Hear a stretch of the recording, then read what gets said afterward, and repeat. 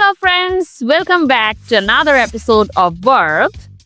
This is Miss Mushfika and today we are gonna learn some surprising and tricky verbs, those we call irregular verbs.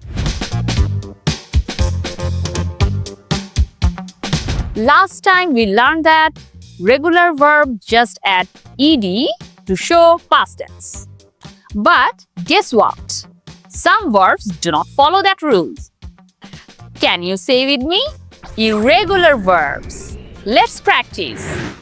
I go to school. I went to school. I eat rice. I ate rice. I see a bird. I saw a bird. See, these verbs do not end with ed. They change their spelling. Let's practice 5 irregular verbs together. Go, went. Eat, ate. See, saw.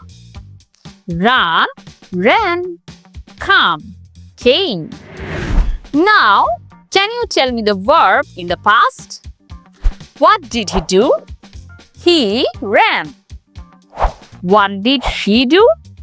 She ate. What did he do? He went to school. What did she do? She saw a butterfly. What did he do? He came home. Wow, you're doing great. This is the end of today's episode. See you in the next episode and don't forget to subscribe.